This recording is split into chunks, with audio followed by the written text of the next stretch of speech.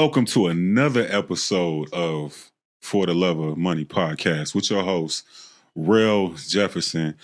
And, we always get the most interesting people in the world. Not just random, regular people. I'm talking about people who are guests who are motivators or innovators that are in your life. And today we got a special guest, somebody who deals with numbers. He can help you get out of a jam. And if your numbers ain't right, you might be in a jam.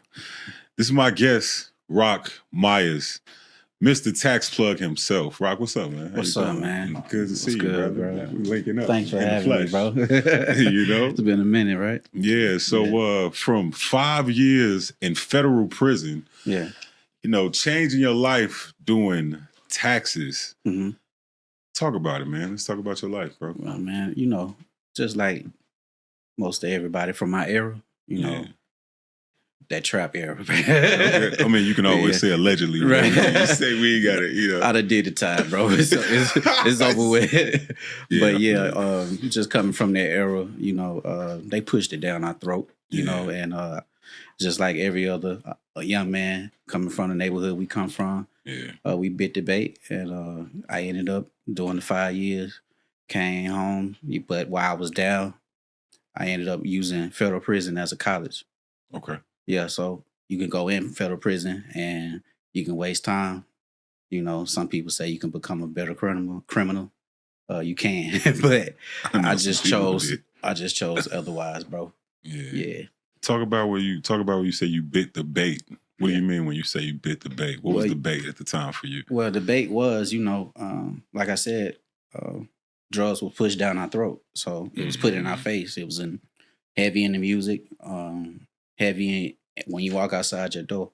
Yeah. Cocaine took over America, in the 80s and the 90s and early 2000s. So, eventually we was told if you wasn't going to be an athlete, you had to go do otherwise. So that's how it was. That's just Chicago. Where you from? Where you from? I'm from Anderson, Alabama. Anderson. Yeah. Okay. Yeah. That's what's up. My family from Montgomery, Alabama. Okay. The Gump. Yeah. Okay. The Tucker family. Tuckers, okay.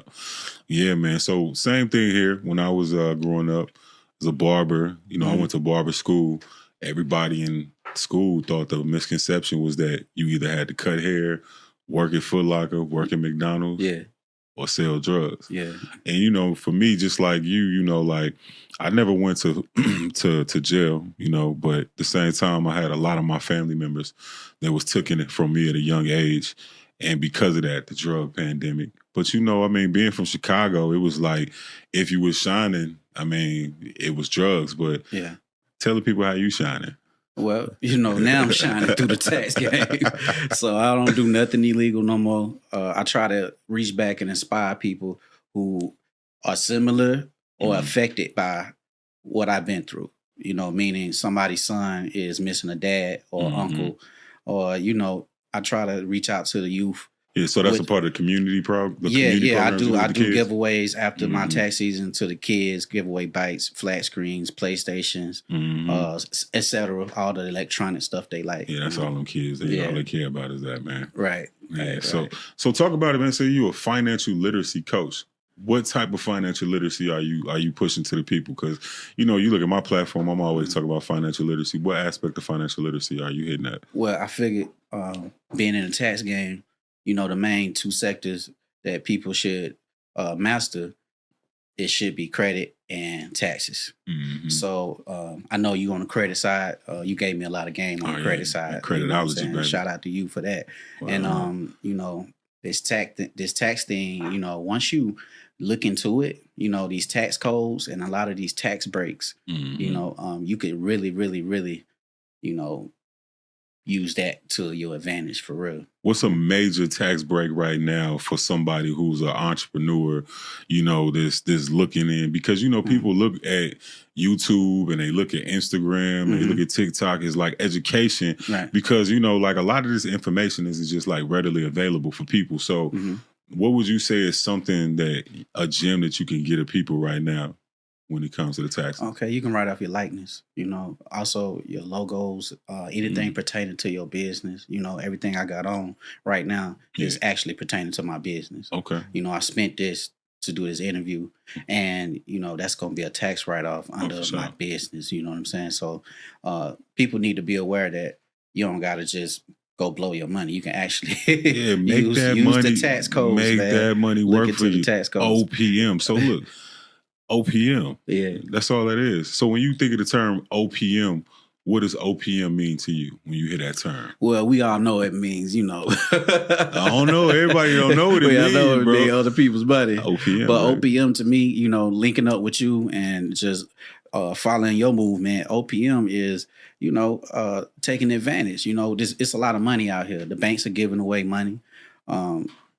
America is about business. So if you're about your business, to use the bank's money to leverage that to do what you got to do. Yeah. Yeah.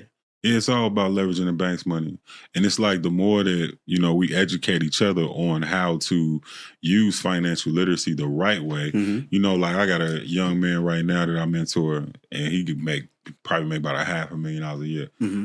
First thing you want to do is jump in a Lambo. Yeah. I'm like, bro, hold up, bro, chill. Yeah. Right now, you need to go ahead and make sure that the money that you bringing in or that you spending is doubling or tripling the money that you putting out. Facts. Because like that, when that $3,200 a month come with that $1,000 insurance, it's a whole nother ball game. So when you talk about writing off, like what type of write-offs are there for entrepreneurs? You say likeness, like a lot of people always try to talk about with credit cards that they can write off their food. How does that work with credit cards, with like writing off like expenses and stuff like that? Using the proper softwares to keep up these things, like keeping up with the actual receipts is old school. You need that software so you can go ahead and transfer that information. Once you do your business taxes at the end of the year or at the top of the year, however you do it, you can actually have that already on file, so you can go ahead and write those meals off, write those clothes off, write those hotel fees off, those traveling fees, all that stuff. Pertains to your business, especially when you having business conversations. You got to note that stuff. Once you having a business meeting and you meeting with somebody, you definitely got to have that on hand so you can show proof that it was actually a business meeting. But that went out to eat. When you say that, like, what kind of note are you making? Like, are you making a note like in a binder or a journal, or how are you making this note? Like, what are you making it? Because a lot of people don't know like the proper software. Like what's a good software that somebody like a person like myself who got my social media, I got multiple streams of income, e-com over here, Airbnb over here. What's a good tax software that you can say is something good for people to use? QuickBooks. QuickBooks is the way. Yeah. QuickBooks. You can have a card. They have a QuickBook card.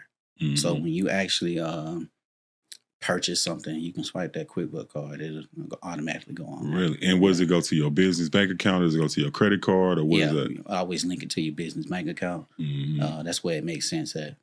Okay. Yeah. And when we talk about business bank accounts too, I got another question to ask you. Like, how many accounts should a person have? Like personal accounts, business accounts? And what's the importance of having that personal account and that business account for tax purposes? I think you should have 3 accounts: personal, business, and savings. I know a lot of entrepreneurs be like, don't save, flip all your money. No, you do need to put a stash out for a rainy day. That's just how I was taught. I'm all about the flip game too, but always had 3 different bank accounts. You know what I'm saying? I like Wells Fargo. I like Chase. I like Navy Federal. Of course, everybody love Navy Federal. Everybody love Navy. Yeah. Ooh, Navy. Yeah. Yeah, that's what's up, man. All right, so I want to get into a couple of these questions that are more so driven towards understanding, a lot of people that watch me on social media, they relate to me. Right. For somebody who relates to you, what was it like when you were at like your worst point? And when you was at that point in your life, what made you say that I want to get into the taxes, or this is something that made you want to do it? Like, what was that like? Like, what was that moment for you? I think the lowest moment would be me inside federal prison, and I had this old Italian guy from the Gambino family, and he used to have these yachts, the yacht magazines, and after he would flip through it. Like within 10, 15 minutes, he just flipped through it, and then he would give it to me, and I would ask him like, what are you doing? Like, there's no way you went through that book. He said, it's not a yacht that I like. And I'm like, dang. So it kind of opened my mind. So I'm like, what you mean it's not a yacht that you like? You don't like none of these yachts? And he was like, you going to have one of these one day. That's why I keep giving them to you. And he told me, he was like, when you get out, don't touch no drugs. You too smart for that. Like, you got a Fortune 500 mind. And he told me I'd be a millionaire before I'm 45. That's what's up. And I've been on it ever since. That's what's up. Yeah. Bro. You know, it take for that moment in your life for a person to sometimes speak things on you. Right. And, you know, you got the ability to like actually take that agreement or to just say, nah, that ain't for me. And when you have people hit you with that type of impact, you know, that's kind of like somebody's profiting on your life. And you want to take that and roll with it because, man, it's a lot of people out here who be haters, you know, secret haters, fake celebrators. Facts. You know, so, you know, when you get that person that speak that into your life, really take it in because sometimes you don't know what form God coming in or what he giving to you. You just got to be able to take heed at the time when it come. That's a gem, That's bro. dope, bro. That's a gem. Nah, man, you just dropped the gem, man. For real. Now, I had a similar situation, though, man. When I was I was 19, I was a mailman downtown Chicago. And I was on the dock downtown, and it was late. I think I had just got done delivering it at like 1212 South Michigan. And it was like a huge building. And I think I had another building. It was like all the buildings downtown, when you work downtown, you deliver into like massive units. Yeah. And I'm talking about, we had these long mail trays, bro. And the mail trays, the mail sometimes came in alphabetical order, and then sometimes it didn't. Man, I was in there shooting that mail into them slots. So I get back, man, I'm tired as hell, man. I'm walking on the dock. And it was like a scene out of one of those movies, man. It was like the light was kind of like twitching and twinkling. And then I heard somebody whistling. And then I heard the keys like ring. You know, he was swinging his keys. And I looked down. Yeah. I'm like, man, who that is? It looked like it was Fred. And it was Fred. And he said, they used to call me Green Mile. And it's crazy because it's crazy because they called me Green Mile in the fire department too. It was weird. I ain't really like it. I thought it was like some old simp shit, but you know. But he said, Green Mile. Yeah. I'm like, what's up? He said, man, you got anything else better to do with your life besides wear this monkey suit? And I was like, damn, monkey suit. Yeah. I'm like, man, you've been working all these years. You call this shit a monkey suit? I like, man, I need to change what I'm doing. I'm like, yeah, I'm a barber. And he said, man, go do that. Don't get caught up in this. Wow. So like, like those old heads, man, like that's why I always give gems to as many young cats, or just people in general, man. So make sure that you push that forward, bro. So let me ask you this then, since at that point in your life, that was the struggle. Now that you are where you are, like, do you what does it feel like for you? Like, what do you feel like when it comes to like what is your measure of success? Like right now, how does it feel? My measure of success would be like how my kids feel, like however I can make them happy. Yeah. You know, and like right now, I feel like I ain't nowhere near my prime. Like I feel like I'm gonna make $1 billion. That's how I feel. Yeah. You know. That's all when I wake up, my feet hit the floor. Like my the rug on my floor is a money sign. Wake up every day like the lease is up. Everything in my room green. Yeah, I gotta get it, bro. Yeah. I gotta get it. I feel like I'm just now starting to take off as a man. You know, I'm starting to, hit that incline, and that's right. You know, I'm on the way up, bro. That's what's up. Yeah. Yeah. That's dope, bro. That's what's up. Yeah. I can really resonate with that, man. Yeah. Because, like we don't really take the time to really just bask in the moment. Yeah. You know, I remember one time when I had probably like early this year, I was doing a podcast in Miami, and I was just sitting there just looking off the balcony like, damn. Yeah. Like, man, I used to be in burning buildings and shit, you know, crawling, trying to save people from fires. Man.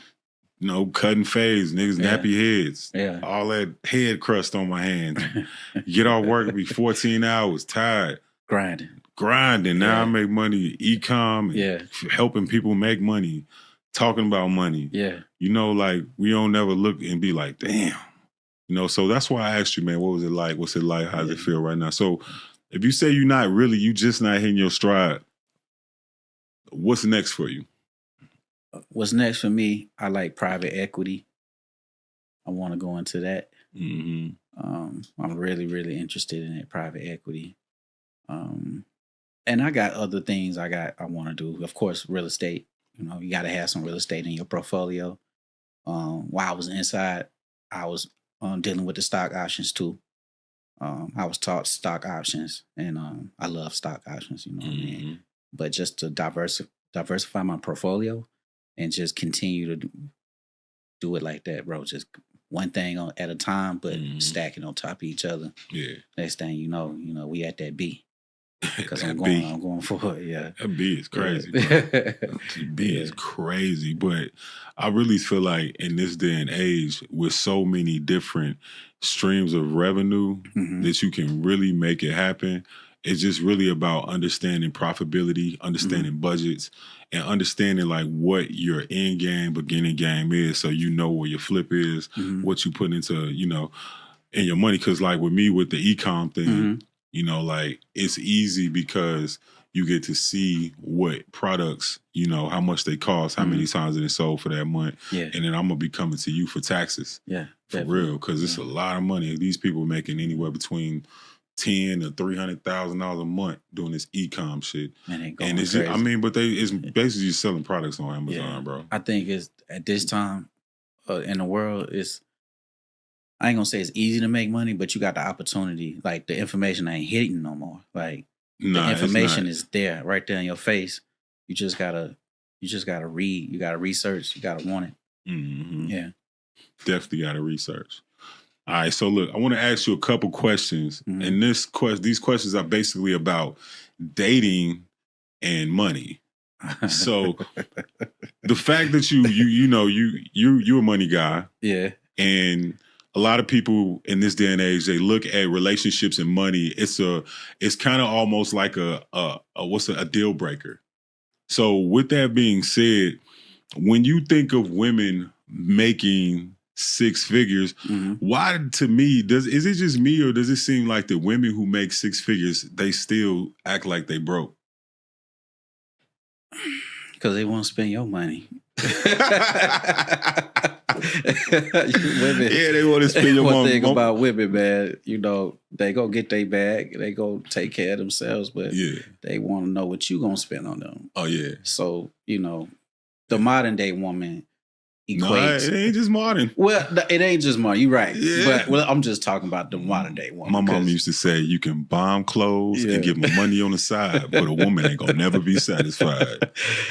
I mean, you know, it depends, you know, but I think that their definition of a form of love is how much you show that love, and that action would be, you know, what you spend on her or what you show her. It may be a trip. It ain't even got to be a spend type situation. You know what I mean?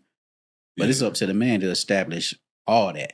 So whatever type of man you are, simp, pimp, or whatever you identify yourself as, you know, you got to establish that from the get-go, from the beginning. You know what I'm saying? So if you leading with your wallet and she expecting your wallet every time, you did that. Yeah, so what you saying, like, that's how I am when it comes to like dating. Like, I don't let money value who I am as a person. You know, I look at it like this, like I make myself invaluable. So when I walk in that room, when I leave out that room, you're gonna be like, damn, where Real go? And I miss Real. But when it comes to money for me, man, and it comes to relationships, because of the knowledge that we know, I really feel like that it's easy just to meet somebody and just be like, book up $100,000. Like, I literally was just dating a girl, a young lady, and You know, I saw her credit was decent. Uh-huh. She kept complaining about this, that, and the third. And, you know, she had good business. She was thriving. There wasn't nothing wrong. Mm-hmm. It's just that it just needed that little sprinkle. And I felt like with my knowledge, I could do that. And I got $100,000, I think, probably within like 3 weeks of his day. 100%. Put on game, you know. Yeah, but it's game. It ain't like I ain't tricking. Right. Yeah, my put money, on you gotta game. pay that shit back. Educate her if she need to be educated, you know. For sure. And I think that's what a lot of women look for when it comes to men. And they look for somebody to lead them into a direction and not just leave them hanging. Be like, oh, we'll go do this, but do this and then, you know. And I think that it takes for the proper man to be able to give that and then. Also, though, we gotta lead by example. Oh, for sure. A woman gonna test you every time. Oh, so if you say you this guy and you say you got motion, you say you doing this, that, and the third, you know, she gonna watch your actions. And if your actions ain't matching up with what you told her or what you said, then it's gonna always be an issue, especially when it comes to money. Yeah, because they love some hustlers and some niggas with some motion. Yeah. So do. So look, what's the biggest mistake you see female entrepreneurs make when it comes to taxes? What kind of taxes? Overspending, not knowing how to properly spend, manufacture your spending, make it make sense for your business. I know y'all gotta have y'all weave, y'all nails, your lashes, your makeup, and that's cool. We like all that. We love that. We love that. You know, we love to see you get dressed up. You know, but at the same time, you know, you are an entrepreneur, so you got certain responsibilities to your taxes and your money. You know, once you make money, expect taxes. You know, that's how this country is thriving, off taxes. Yeah. So make sure you got your ducks in a row. Make sure that you're doing the proper things to accommodate everything, but so you won't be having this big old tax bill at the end and you looking crazy. So do you think that a lot of people, do they come in with the right tax code? Because I know everybody think that they're supposed to put consultant and they think they're supposed to put marketing and advertisement. If your business ain't doing that, I mean, that's like a common thing that I see a lot. You know, consulting. What you just said, marketing, advertising. Ain't never paid one bill, and you know, you got to get into the specifics when it comes to your business. You know, make it make sense. You know what I'm saying? Everybody's saying consulting. You know, but your business ain't a consulting business, so you ain't consulting yourself. Nah, that ain't it. So I try to educate as much as I can, especially with my clients. But I'm just now starting to get on a platform to where I can do it, you know, all at once and let that go out there and see what comes back. Yeah, that's dope. Have you ever seen a couple's relationship fall apart because of taxes? Like because somebody wanted to claim the kids? Or... Yeah, I see that all the time. Actually, I'm in the works of putting together a short movie because I see all kind of characters in front of me with the tax game. And being in the tax game, you're going to see the wife wanting to file the kids and send the money here and without the husband knowledge. And, you know, I got to tell them, hey, I can't do that. You know what I'm saying? Like, also, they be sneaking. They be sneaking the checks. Yeah, absolutely. The women or the dudes? A woman going to keep an extra bag. Any woman going to keep an extra bag. A woman going to keep an extra bag. She going to keep a She going to keep an extra stash. Just suspect that. God. You know. God. Me, personally, I don't trip on it. You know, I get it. You know, I get it too. Yeah. But I see it all the time, man. They fighting over the kids and who gonna fire the kids. And I just kind of like, I become a marriage counselor at that moment because I'm like, hey, y'all don't want to mess up the money here. Like, do this, do this, do this. And it works, bro. So yeah, I be doing all kind of stuff with the tax game, man. Okay, so what is something that women don't realize they can legally write off and should? Some of the cars they driving. Some of these women fly, they get into the bag, and some of their cars are qualified for a tax write-off. Especially here. In A? Yes. So in Georgia, they got the tax write-off. Okay. Absolutely. All right. Be honest, from looking at the taxes, looking at the numbers, who is the biggest hustler? Are the women the bigger hustlers or the men? Which one? Gotta get to the women right now. What? Yeah. They getting the numbers? They getting a bag. Yeah. They getting a bag, bro. What nationality do you think a women is getting the most cheese right now that you've seen? Ours. Black women? Yes. Black women are making more money than Latinos and whites. Don't quote me on that. Okay, so your clients are your clients. But I'm saying my clients, yeah. Okay. But if I had to guess, I would say our women are. That's what I would say. But that's what come across my desk. But they get into it, bro. They get into it. They just need the guidance. You know, they lacking that masculine energy that's balancing them out. You know what I'm saying? And once they get that, they unstoppable, bro. Yeah. Yeah. Okay, hold on for a second. I think we got a caller. I'll put some callers out there. We might got some callers calling. Let me check my DM. Let me see. We're gonna make this fun. Yeah, tired of my I don't want my podcast just to be like a regular podcast where you just come in and just ask questions. Yeah. I kind of want it to be something fun, so yeah, that's why I put it different. It's different on the DM. You got different. Yeah. Yeah. And next thing I'm gonna do is I'm gonna do basically like a big you know how like they had a game show where you had the people that's standing in like the thing? Yeah. And I'm gonna have different entrepreneurs for the investment of what the person may need. So let's just say somebody come in, I need a $10,000 investment. Yeah. So I'm gonna put them inside of the big blowy thing and however much money that they can keep. That's dope. They can get. But if the entrepreneur likes the idea, he say you keep it all. That's dope. Yeah. That's crazy. Yeah. Okay. Don't tell nobody else that. Oh, it's already out there now. All right, man. Let's go to some more of these questions, man, because it's a lot of questions. I got like a bunch of questions from women from the ages of 28 all the way to 45, urban community, Black, and Latin. All right. Is real estate the best play for taxes in 2025? I think so. How so? I think you can actually utilize your properties and leverage those for tax write-offs. It's all the materials, the overhead, all that plays into the tax game. Absolutely. And I'm starting to get a lot more of those clients too. The real estate clients? Yes. Because they got so much to dump cash, or is it flip, or is it the cost, or is it all of them? Airbnb, whether it's a fix and flip, I'm getting a lot of those.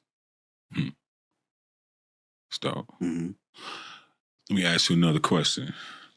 Why do some men get intimidated when women talk about tax strategies? Maybe they don't got the education. You know, maybe that's what I'm thinking. Maybe too. they not enlightened, and they don't want to tell her, "Hey, I don't know about that." You know, because a lot of entrepreneurs don't be paying their taxes, right? But taxes, who told you? Yeah, you know, you don't want to. I guess you don't want to tell her, you know, hey, I ain't educated in that department, and it may affect her confidence within him to lead. You know, yeah. Okay, so what does financial freedom look like for you personally? I think financial freedom ain't a number. I think it's more so of you being able to do what you want to do when you want to do it without anybody co-signing or anybody helping. Just you just going to do what you want to do. If you want to take this flight tonight and fly overseas, you can go do that. To me, that's financial freedom right there. Yeah, that's access. A lot of people don't know about that access. Yo, what about with private jets? Can they write off private jets? Because that shit is expensive as fuck. I haven't had a client like that before. No? Nah, not yet. Man, I remember one time we had, I think I was at the party in Chicago, and the dude, name was Nick Storm. Yeah. I think Diddy had let him get the jet. Oh, man. Right? Yeah. Diddy let him get the jet. We in the club, like, man, I got to fly this motherfucker back. Like, man, what's wrong? You know, just fly. And the fuel, 10,000. I said 10,000 to fly? Shit was crazy. Yeah, that private jet shit, that's a whole nother level. Yeah, it's a new level. Okay, what's one tax hack? What's one tax hack that you can share with your high net worth clients? What's something they can use for people who are affluent? If a lot of people got home offices and they overlooking that, if you got a home office, you can definitely utilize that to leverage that to get your tax wrote off.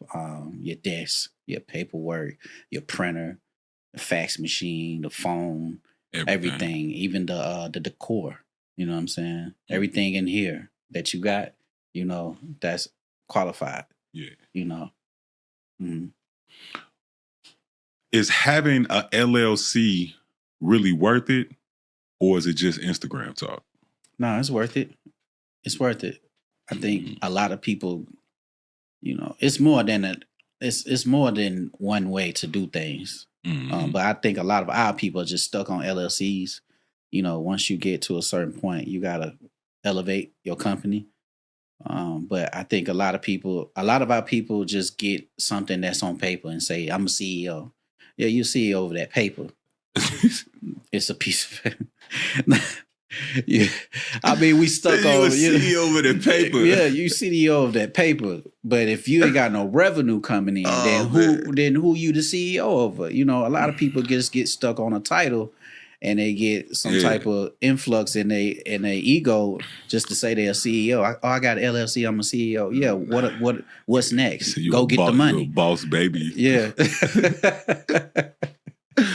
You gotta get that money, man. So I think LLC is great, bro. It's great. It's a great starter point too.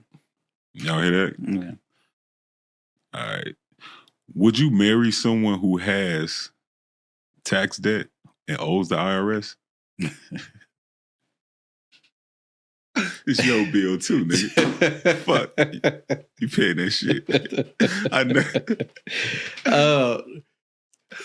This is what I would do. Is that's the only problem she got? Bro, I just asked the question. I would fix it. I'll fix it for her. Okay. I don't want them to tell me. I don't want to go too far, but I'll fix it for her. Okay. Yeah. What about marrying somebody who got child support? Because I heard female got child support. Is a male have child support? No. No, child support. That's a no. Nah. Yeah. That's crazy. Yeah, man. That's a no, bro. All right, man. So you said what you got you next, Rock, man? We gotta wrap this up, bro. We got I got a single coming out with Blood Raw. Dealing with the tax plug. I got another single coming out with Shaman Luster. It's more like an R&B joint.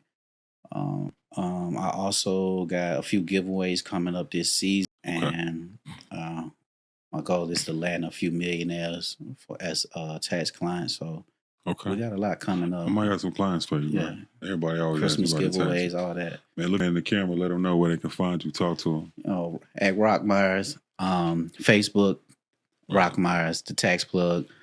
What other platforms I got? Rock Myers, the tax plug. Yeah. Facebook, Instagram, IG tax plug. DM me, get at me. So we wrapping it up, y'all. Wrapping in another episode of For the Love of Money podcast. Favorite host. I know y'all love his voice. Thanks for tapping in with me and Rock Myers. For the Love of Money. Catch y'all next time. Peace.